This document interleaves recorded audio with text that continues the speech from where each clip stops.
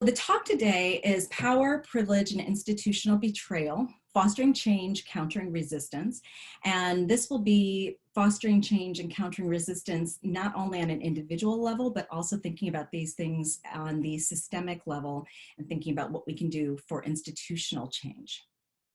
The work I do is guided by an underlying commitment to creating environments that support equity, justice, and individual transformation so that we all have the opportunity to develop into our one best self.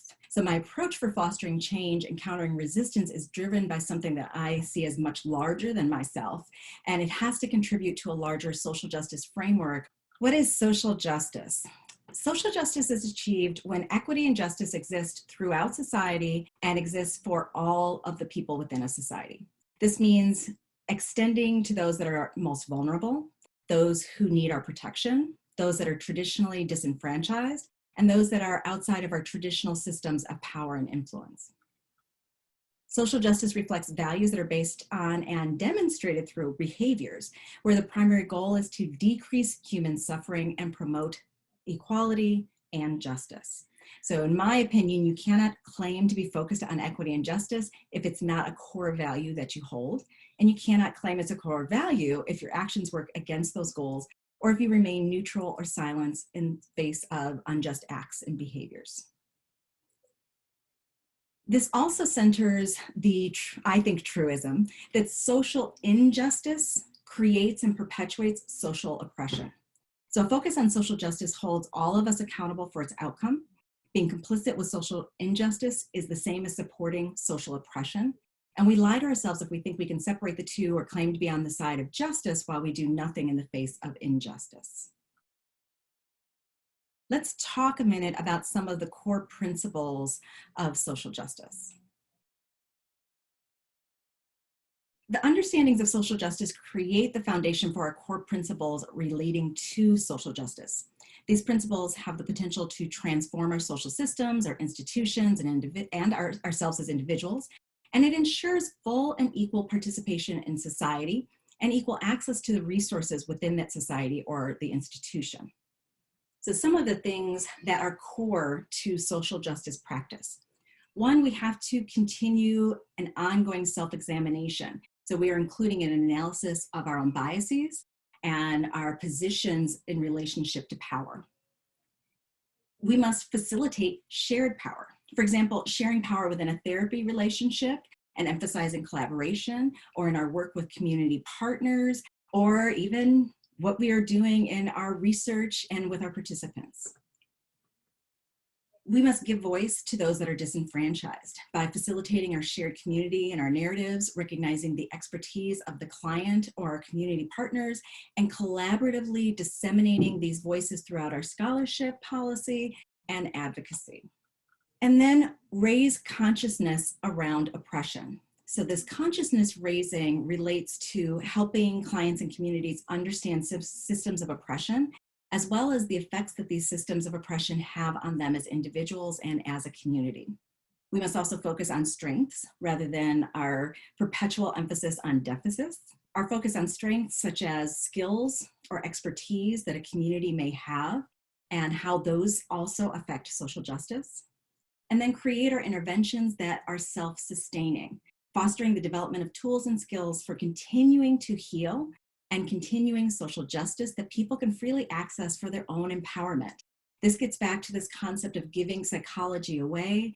This is a core tenet of community psychology, that we are working ourselves out of a job by making sure that people don't need us as experts to come in and help them, that they have what they need to help themselves in the ways that they need to be helped and assisted, and the ways that they reach their ultimate goals towards empowerment. If we're going to have a fruitful discussion of creating just institutions, we have to think about power and the abuses of power perpetuated by the individuals within the institution and institutional abuses of power. I define power, or power is typically defined as the ability to act or produce a desired effect, the capacity to direct or influence the behavior of others or the course of events, the amount of political control a group or a person has, and the ability to control people and events. So with that in mind, what are some of the groups in our society that we would think of as having power? Well, all the groups that we've listed are similar in that they are the groups that I would define as being privileged. So we have to fully understand privilege and understand that privilege, what this means in the context of social power. Often when we begin to talk about privilege, people, they struggle a bit with what we're talking about because there's ways that we talk about privilege in society that are different from what I mean when I'm talking about somebody having privilege in this sense. So here we're talking about privilege being a special advantage or immunity, permission, right, or benefit that is granted or enjoyed by favor. An advantage, immunity, or right held as a prerogative of one's status or rank, and is exercised to the exclusion or detriment of others. And I want to say here, this does not mean the person is deliberately exercising it to disadvantage others, but the way it ends up functioning works to the exclusion or detriment to others. When we talk about privilege in this way, we are talking about it being something that is systematically allowed or denied as a result of one's group membership. And this is always centered within our social systems, and those that are valued and dominant within a social system are the ones that are privileged. So individuals we would define being heterosexual, wealthy, male, Christian, white, able-bodied. I would also add US born, English first language. We can name lots and lots and lots of other ways in which people end up with a variety of benefits that they accumulate. And if they don't enjoy those categories, then they don't accumulate those same benefits. And it's important to recognize the fact that privilege is multidimensional. So we very rarely will find people who experience privilege in every single possible domain. And we also find that it's relatively rare that individuals will have an oppressed or marginalized identity in every single possible domain. The vast majority of us are going to experience privilege in at least one dimension, and we may experience oppression in another dimension. What ends up being important is how all of these come together to influence our life experiences and the culmination of our privilege or oppression. So we can think about, again, gender, sexual orientation, our disability status, social class, race, ethnicity, age. And age, whether or not we experience it as a privilege or not, will change over the course of our lives, right? Citizenship, primary language, whether or not we speak with an accent that people around us find different from our regular way of speaking, our faith, religion, age, all of these things. Let's talk about some of the important characteristics of privilege. Privilege is always relative to others. So we can't separate the fact that some have privilege from the fact that that means others do not have privilege. And I also want to emphasize, it's not that individuals having a different identity is what the problem is. The problem is that they don't have the privileged identity, that by not having that privileged identity, they are denied things they might normally have access to. And the way we talk about privilege ends up shining a light on which are the categories that are privileged and which are the categories that are marginalized. So we will codify and we will reify privilege in how we talk about differences and how we set up who is normal and who is not normal. So one of the ways we can identify where privilege is hiding is when do we feel the need to add a specifier? So we talk about children, but suddenly we're emphasizing that this blind child, a woman doctor, a male nurse. What these specifiers end up doing is highlighting that they are not what we would typically expect. They're not what we set up as the normal. Because what we set up as normal, we don't have to speak. So when we just talk about the doctor gave me my prognosis, what often comes to mind is that that doctor is going to be a male. When we talk about the nurse, many people will have an image of a woman come to mind. So we emphasize that this was a male nurse. When we talk about a child, our expectation is the child has typical sight. And so if the child doesn't, we feel the need to emphasize that particular thing. And so part of what ends up happening is what we don't say holds considerable power. It's invisibility is really important and something we need to attend to. What are the assumptions we make? And when do we feel the need to add that modifier because that's hiding the assumptions we typically make?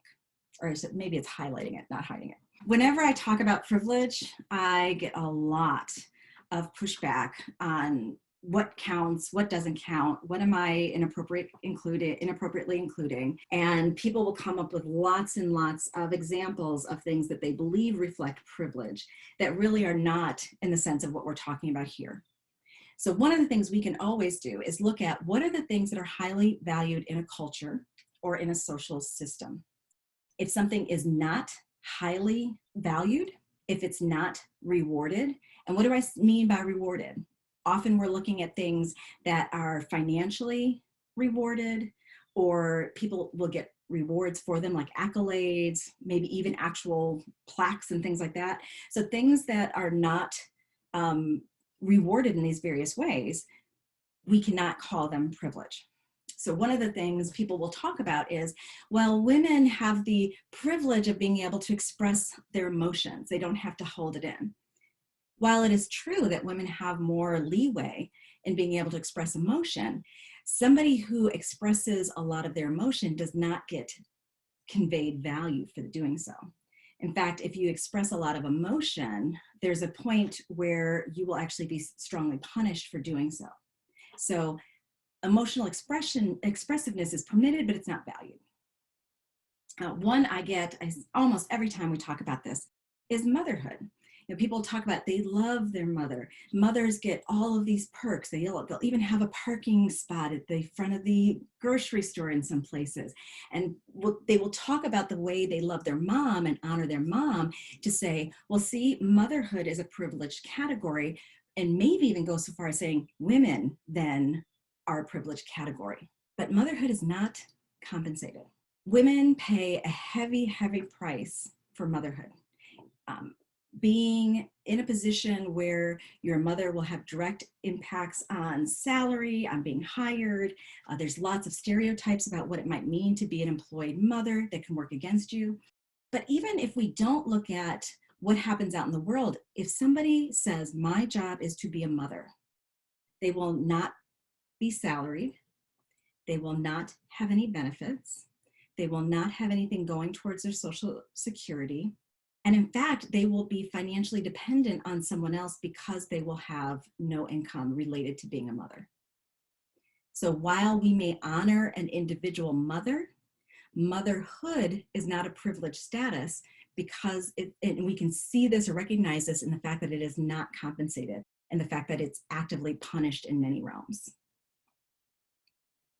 It's also not a privilege if it's something that's designed to correct for past acts or continuing acts of injustice. And this often comes up when we talk about affirmative action.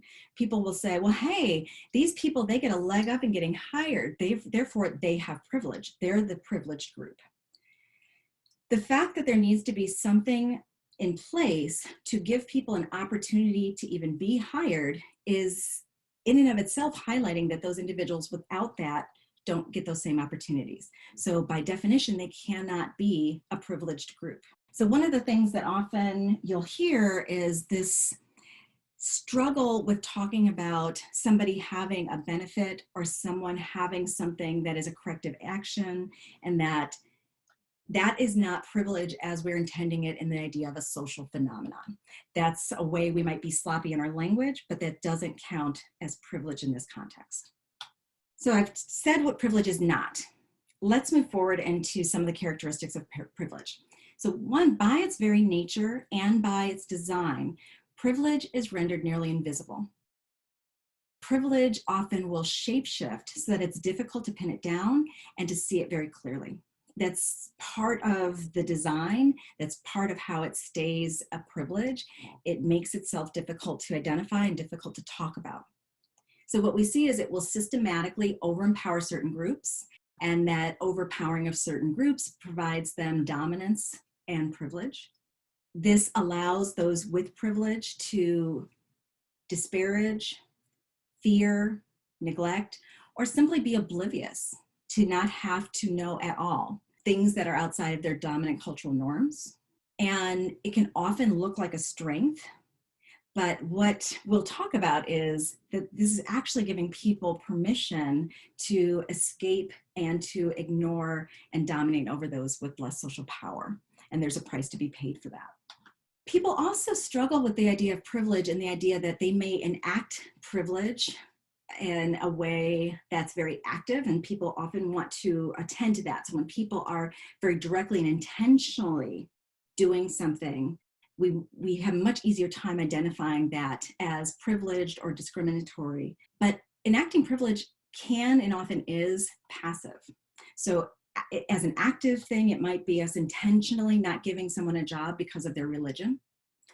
But passive may be pretending not to hear the homophobic joke that somebody just told, or ignoring that somebody is being treated poorly, but you are getting regular, normal treatment, the kind of considerate treatment you expect. This is who talks over who in meetings, who takes up more time in meetings, who is expecting that their opinions, thoughts, and feelings are to be valued, listened to, and considered by other people. These are all passive ways, and the most common ways, that we often will engage our privilege and not even do it intentionally. It's not an active event. And the way it's set up, privilege will often appear to be merit-based. So it will look like this is something that's happening because the person has earned it. It will look as if it's fair and objective, but when you start to peel things back, you start to see that that's actually not necessarily the case. So we can look over time and see that there are these trends where primarily men are continually given a particular award or honor.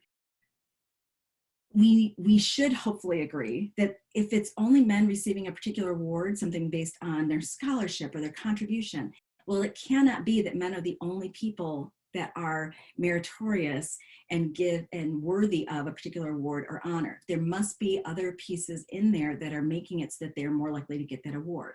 So that is a way that we might appear to be merit-based and appear to be objective and going off of objective standards. But the fact that it keeps going to the same kind of people over and over and over again is a hint that it's not. The fact that people are invisible can demonstrate that we are experiencing privilege in that room, and that we have systems in place that will value, for example, whites over people of color. And in those systems valuing whites over people of color, it makes it easy to justify that people of color have been excluded from those spaces or from those awards or from those benefits. So in a world where maleness is valued over femaleness, where whiteness is valued over people of color, when we don't see women, when we don't see people of color, that just seems natural. And it serves to further justify keeping those structures in place that keep them to the outside. And although we hardly talk, we almost never talk about them in these ways, institutions are also privileged and frequently will enact their privilege to the detriment of less powerful groups. And this may include their employees, customers, people in their care, or the general public. So can you think of some of the ways in which institutions may exercise privilege over the general public? Some of the other things that come to mind is when an institution decides that they're going to have a chemical in foods that they know is problematic, but it's cheaper for them.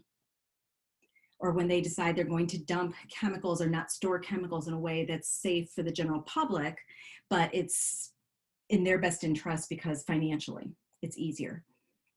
All of those are ways in which organizations can have the privilege to do things that invoke harm and not be punished for it. And they choose to do so because they can expect to get away with it. If we think about higher education and COVID, there are a variety of different ways we can see how the privilege of the institution was chosen over the needs of the general public. So we can think about this from the standpoint of having students return when we absolutely know that this is not going to go well. But we can even think about it, let's say they had decided not to have students return. The lengthy delay in the announcement was a detriment to faculty, to students, to the local communities that they are housed in, but it was beneficial to institutions to keep everybody in the dark for as long as possible. and to make sure people paid for their tuition and all of these other systems that benefited them over the general public. And then they chose to do so anyway. We can think about the way an institution can do harm that does harm even to people that we would normally think of as privileged. Somebody who's in a neighborhood where the water was tainted, or if we think about college students, typically these are groups that we would think of as privileged, but the institution did something that even caused them harm because they were privileged above the general public.